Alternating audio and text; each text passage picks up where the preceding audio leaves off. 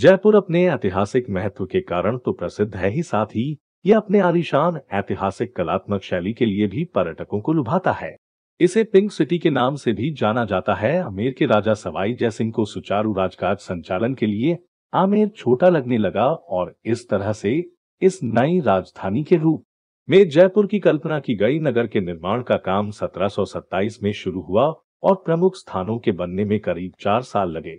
यह शहर 9 खंडों में विभाजित किया गया था, जिसमें 2 खंडों में राजकीय इमारतें और राजमहलों को बसाया गया था। यह शहर प्रारंभ से ही गुलाबी नगर नहीं था, बल्कि अन्य सामान्य नगरों की ही तरह था।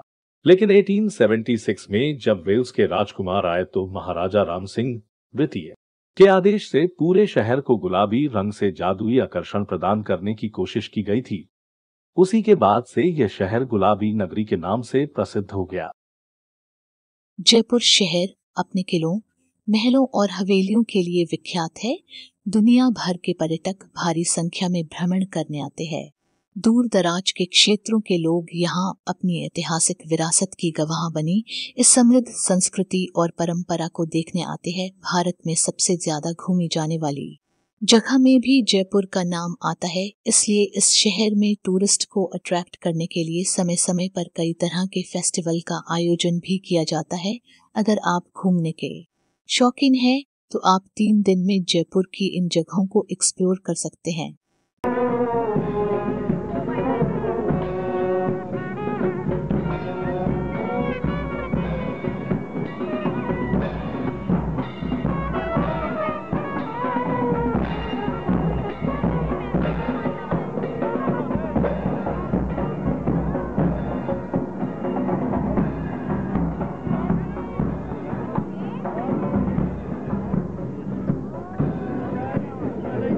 जयपुर भारतीय राजधानी नई दिल्ली से 260 किलोमीटर दूर स्थित है। जयपुर आगरा से 240 किलोमीटर के साथ गोल्डन ट्रायंगल पर्यटन सर्किट का एक हिस्सा है। यहाँ भारत में आने वाला हर एक पर्यटक आना चाहता है। आइए हम देवाइज जयपुर के दर्शनीय स्थल के बारे में जानते हैं। जयपुर में एक इंटरनेशनल एयरपोर्ट है तथा दिल्ली से मात्र 35 मिनट में मुंबई, कोलकाता, बेंगलुरु से 2 घंटे में पहुंचा जा सकता है। रेल मार्ग से भी भारत के सभी बड़े शहरों से जुड़ा हुआ है तथा दिल्ली से बाई रोड 5 घंटों में पहुंचा जा सकता है। डे 1 की शुरुआत हम करते हैं सिटी पैलेस से। यह एक पूर्व शाही निवास था जो पुराने शहर के बीचों बीच बनाया गया था। आज भी इस महल के एक भाग में शाही परिवार के लोग रहते हैं। राजस्थानी व मुगल शैलियों की मिश्रित रचना से बना हुआ ये महल है। यहाँ आप आर्ट गैलरी, म्यूजियम, आंगन, बगीचा और विशाल महल, दीवान ए खास, दीवान ए आम, 7 मंजिला चंद्र महल, गोविंद देव मंदिर, म्यूजियम, राजस्थानी शैली की चित्रकारी और कारीगरी आदि को देख सकते हैं। सिटी पैलेस के पास ही जंतर मंतर है। यह महाराजा जयसिंह द्वारा बनवाई गई 5 वेधशालाओं में से सबसे विशाल है। यह एक पत्थर की वेधशाला है। यह विश्व प्रसिद्ध वेधशाला जिसे 2012 में यूनेस्को ने विश्व धरोहरों में शामिल किया है, मध्ययुगीन भारत के खगोल विज्ञान की उपलब्धियों का जीवंत नमूना है। यहाँ नक्षत्रों, सितारों की गतिविधियों का यहाँ निर्मित यंत्रों द्वारा पता लगाया जाता था। इसके जटिल यंत्र, इसका विन्यास व आकार वैज्ञानिक ढंग से तैयार किया गया है।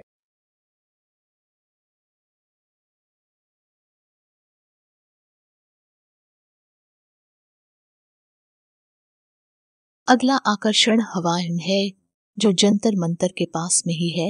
सन 1799 में निर्मित हवा महल राजपूत स्थापत्य का मुख्य प्रमाण चिन्ह है तथा जयपुर की शान है। पुरानी नगरी की मुख्य गलियों के साथ यह 5 मंजिली इमारत गुलाबी रंग में अर्धाष्टभुजाकार और परिष्कृत ठटेदार बलुए पत्थर की खिड़कियों से सुसज्जित है। इसका निर्माण इसलिए किया गया था कि शाही स्त्रियां शहर का दैनिक जीवन व शहर के जुलूस, उत्सव आदि देख सके और बाहरी लोग उन्हें न देख सके। इसी उद्देश्य से इमारत की रचना की गई थी।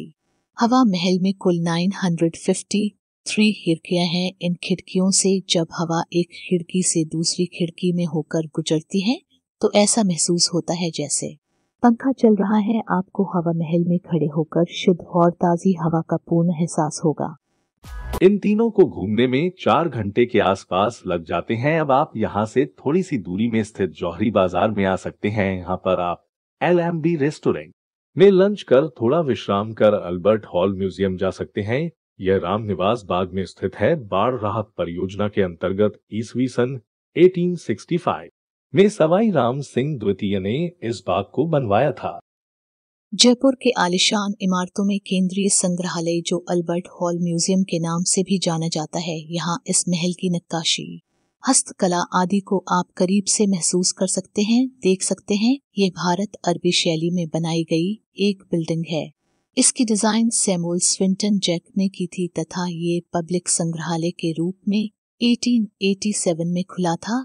इस संग्रहालय में कई पुराने चित्र, दरिया, हाथी दांत, कीमती पत्थर, धातु, मूर्तियां, रंग-बिरंगी कई वस्तुएं देखने को मिलती है। इस म्यूजियम का एक आकर्षण है यहाँ पर राखी 2300 साल पुरानी ममी। मिस्र की इस ममी को पहली बार 1883 में भारत लाया गया था, जब इसे काहिरा के संग्रहालय के तत्कालीन क्यूरेटर ब्रुगशबे ने उस समय जयपुर के शासक सवाई ईश्वर सिंह को एक प्रदर्शनी के लिए उपहार में दिया था। यह ममी एक पुजारी के परिवार की महिला सदस्य टूटू की है, जो मिस्र के टॉलेमिक काल 322 ईसा पूर्व से 30 ईसा पूर्व की है, जिसे जयपुर ममी भी कहा जाता है। डे 2 की शुरुआत हम करते हैं आमेर के किले से, जो शहर से 11 किलोमीटर दूर स्थित है। इसके लिए नगर सेंटर से किराए की टैक्सी, ऑटो रिक्शा, नगर बस सेवा या निजी कार अच्छे विकल्प हैं। नगर से अत्यधिक दूर न होने के कारण मात्र आधा पौने घंटे की दूरी है। यह एक ऊंची पहाड़ी पर स्थित एक पर्वतीय दुर्ग है। यहाँ पहुंचने पर किले में जीप, पैदल या हाथी पर बैठकर जाया जा सकता है। विदेशी पर्यटक हाथी की सवारी पसंद करते हैं।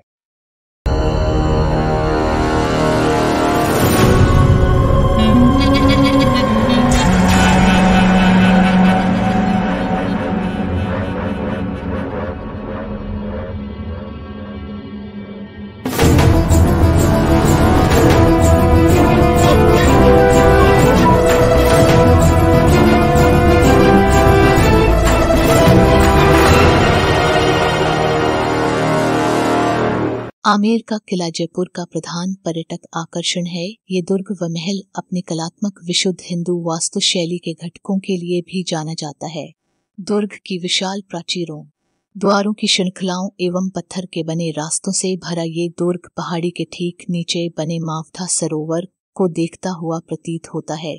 इसमें दीवान ए आम अर्थात जन साधारण का प्रांगण, दीवान ए खास अर्थात विशिष्ट प्रांगण, शीश महल या जय मंदिर एवं सुख निवास आदि भाग हैं।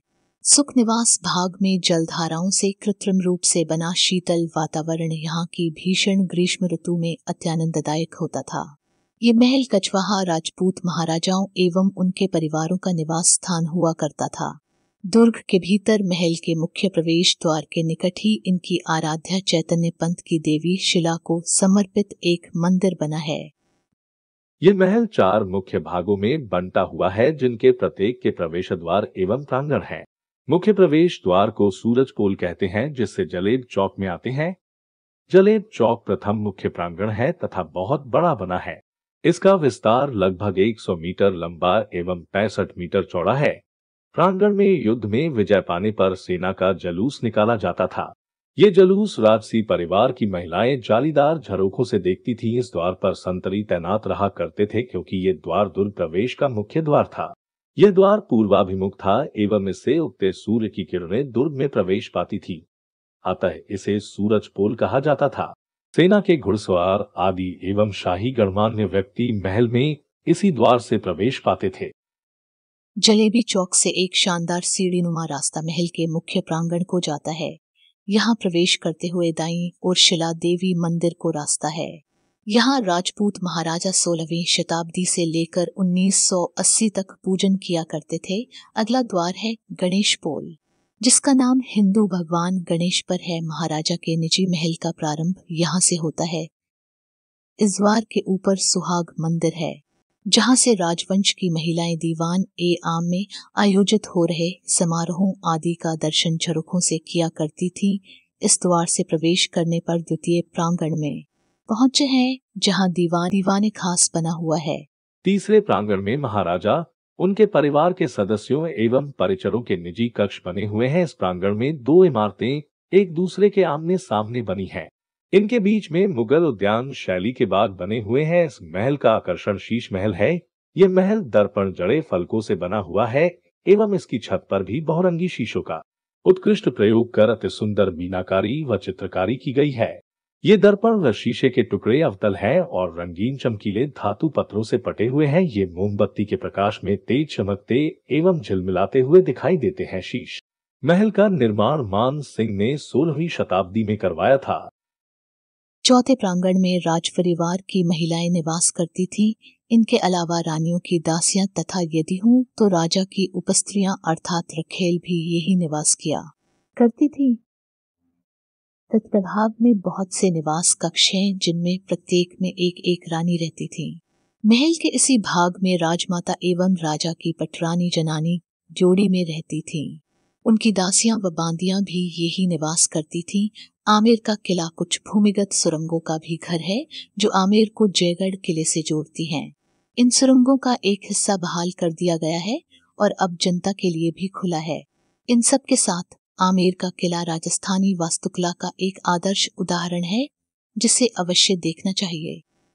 पन्ना मीना का कुंड या बावड़ी एक अद्वितीय वास्तुशिल्प चमत्कार है। अधिकांश यात्री आमेर किले की यात्रा करते हैं परंतु इस बात से बेखबर हैं कि यहीं पास में इस पुराने शहर में एक बावड़ी है जो इतिहास का एक महत्वपूर्ण पहलू है। यह एक 8 मंजिला बावड़ी है जो सीढ़ियों की उड़ान के माध्यम से किसी भी स्तर पर पानी तक पहुंच की अनुमति देती है। पन्ना मीना कुंड अपने आप में खूबसूरत है। आमेर से वापसी में हम रास्ते में ही जयगढ़ के किले को देख सकते हैं। ये भी पहाड़ी के ऊपर बना हुआ है। इस दुर्ग का निर्माण महाराजा जयसिंह द्वितीय ने 1667 ईस्वी में आमेर दुर्ग एवं महल परिसर की सुरक्षा हेतु करवाया था और इसका नाम उन्हीं के नाम पर रखा गया है। जयगढ़ किला बलुआ पत्थरों से बना है और 3 किलोमीटर के क्षेत्र में फैला हुआ है। जयगढ़ किला जयपुर का सबसे मजबूत स्मारक माना जाता है। विजय किले के नाम से भी जाना जाता है। इस स्थान को सभी युद्ध के शौकीनों, तोपों, हथियारों और गोला बारूद का भंडार माना जाता था। यहाँ दुनिया की सबसे बड़ी तोप रखी हुई है जिसे जयवाना तोप कहा जाता है। किले के भीतर कई अन्य आकर्षण हैं जैसे लक्ष्मी विलास, ललित मंदिर, आराम मंदिर और विलास मंदिर। किले के परिसर के भीतर एक फारसी शैली का बगीचा है जो 4 भागों में विभाजित है। किले के बारे में सबसे अच्छी बात इसकी खिड़कियां हैं जो जाली से बनी है। इन खिड़कियों से बाहर का पूरा नजारा दिखता है लेकिन बाहर से कुछ भी नहीं देखा जा सकता है। यहाँ से एक सुरंग आमेर के किले तक गई हुई है। इसे इसलिए बनाया गया था कि यदि आमेर के किले में यदि दुश्मन आक्रमण करे तो वहां से छुपकर इस जगह जा सके। जयगढ़ किले के पास ही नाहरगढ़ किला भी जयपुर शहर को एक कड़ी सुरक्षा प्रदान करता है। असल में किले का नाम पहले सुदर्शनगढ़ था लेकिन बाद में नाहरगढ़ किले के नाम से जाना जाने लगा। सन 1734 में महाराजा सवाई जयसिंह द्वारा इसे स्थापित किया गया था। इस किले के चारों ओर सुरक्षा के लिए दीवारें बनवाई गई है। कहा जाता है कि ये किला पहले आमेर की राजधानी हुआ करता था। दिलचस्प बात यह है कि पूरे इतिहास के दौरान किले पर कभी हमला नहीं किया गया। जिस जगह पर राजा सवाई जय सिंह ने ये किला बनवाया था विनासी बोमिया की ही थी। जय सिंह ने उसकी आत्मा की शांति के लिए किले के अंदर उनके नाम एक मंदिर भी बनवाया था। तभी से उन्होंने किले का नाम उन्हीं पर रख दिया था। किले का सबसे मनमोहक भाग माधवेंद्र भवन है जहां राजा ने अपनी 12 रानियों के लिए 12 छोटे छोटे सेपरेट महल बनवाए।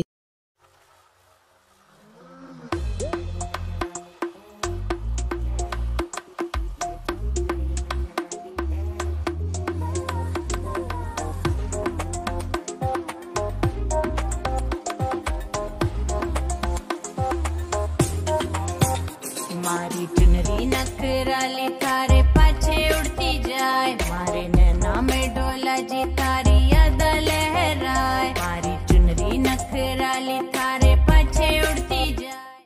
प्रमुख है यहाँ पर भी एक शीश महल है जिसकी फोटोग्राफी मना है। इसके साथ में ही आजकल एक वैक्स म्यूजियम बना दिया गया है इन दोनों की अलग से। एंट्री टिकट रखी गई है जो 500 रुपए है। फोर्ट की एंट्री टिकट 50 रुपए है, स्टूडेंट की 20 रुपए है। आइए देखें कुछ झलक इन दोनों की।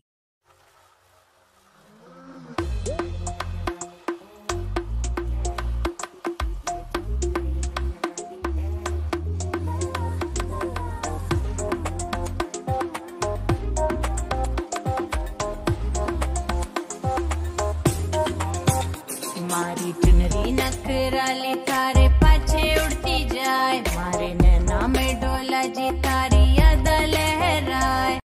जयपुर वैक्स संग्रहालय दुनिया का पहला मोम संग्रहालय है जिसे किसी विरासत स्थल पर खोला गया है। इसे नाहरगढ़ मोम संग्रहालय के रूप में भी जाना जाता है क्योंकि यह नाहरगढ़ किले के परिसर के अंदर स्थित है। जयपुर के इस मोम संग्रहालय में प्रसिद्ध हस्तियों की 30 से अधिक जीवन जैसी मोम की मूर्तियां हैं। जयपुर मोम संग्रहालय में गतिगामिनी भी प्रदर्शित है जो 10 फुट लंबी रॉयल एनफील्ड बुलेट है। संग्रहालय सभी दिनों में सुबह 10 बजे से शाम 6 बजे तक खुला रहता है। थे बॉलीवुड की कई प्रसिद्ध फिल्मों की शूटिंग इसी किले में की गई थी। इनमें रंगते बसंती, जोधा अकबर आदि प्रमुख हैं। अगला आकर्षण है यहाँ की बावड़ी। राजा मानसिंह द्वारा नाहरगढ़ के साथ इस बावड़ी का भी निर्माण करवाया गया था। राजशाही खत्म होने के बाद ये बावड़ी धीरे धीरे सूखने लगी। यहाँ रंगते बसंती और शुद्ध देसी रोमांस फिल्म की शूटिंग भी हो चुकी है। जल महल जयपुर के मानसागर झील के मध्य स्थित प्रसिद्ध ऐतिहासिक महल है। जब आप आमेर फोर्ट को जाते हैं तो बीच रास्ते में आपके दाएं ओर यह दिखाई देता है। इसी प्रकार जब आप जयगढ़ और नाहरगढ़ देखकर पहाड़ी से नीचे आते हैं तो आप यहां पहुंच सकते हैं। महाराजा जयसिंह द्वारा निर्मित यह महल मध्यकालीन महलों की तरह मेहराबों, बुर्जों, छतरियों एवं सीढ़ीदार जीनों से युक्त दुमंजिला और वर्गाकार रूप में निर्मित भवन है। इसका निर्माण 1799 में हुआ था। राजा इस महल को अपनी रानी के साथ खास वक्त बिताने के लिए इस्तेमाल करते थे। महल अधिकांश जनता के लिए खुला नहीं है, इसलिए पर्यटक इस शानदार संरचना को देखने के लिए झील के किनारे आते हैं। शाम के समय बैंक स्ट्रीट फूड विक्रेताओं से भी भरे होते हैं और ये जगह काफी भीड़ भाड़ वाली हो जाती है। तीसरे दिन की शुरुआत आप गैटोर की छतरियों से कर सकते हैं। ये एक ऐतिहासिक स्थान है। यह जयपुर के राज परिवार का अंत्येष्टि स्थल है। यहाँ जयपुर के संस्थापक सवाई जयसिंह द्वितीय से लेकर महाराजा माधो सिंह तक के राजाओं की उनकी स्मृति में पंचायतन शैली में छतरियां बनी हुई है। हर गेटोर की नक्काशी महाराजा के जीवन का प्रतिनिधित्व करते हैं जिनके सम्मान में इसे बनाया गया था।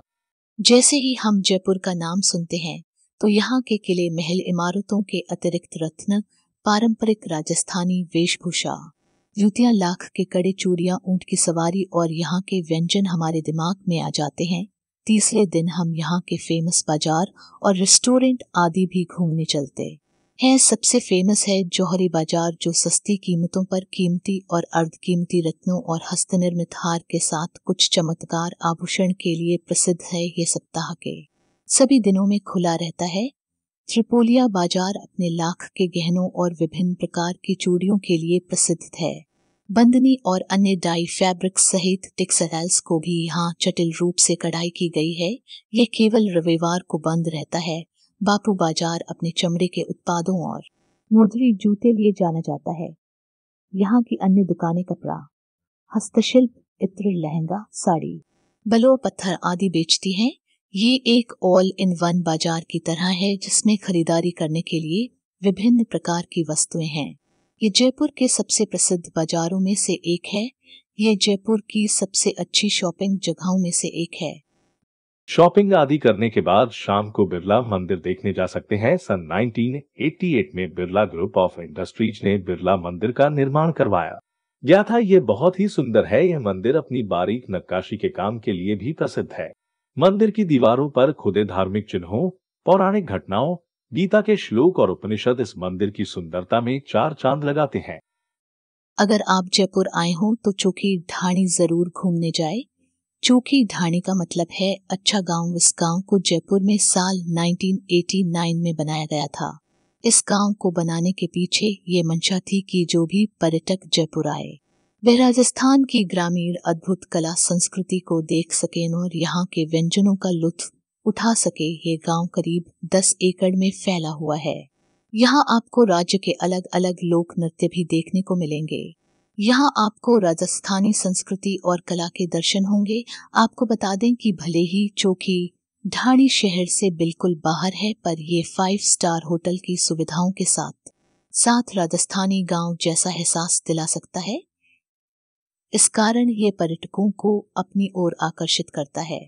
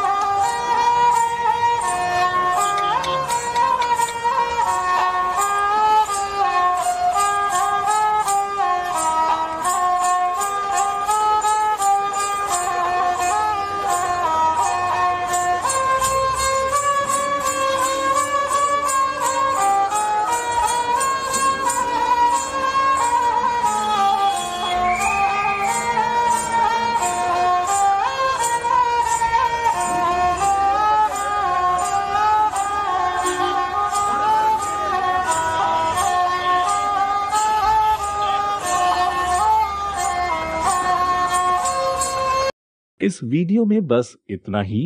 आपको ये वीडियो कैसा लगा कमेंट अवश्य दें। प्लीज लाइक और सब्सक्राइब भी करें। Thanks for watching.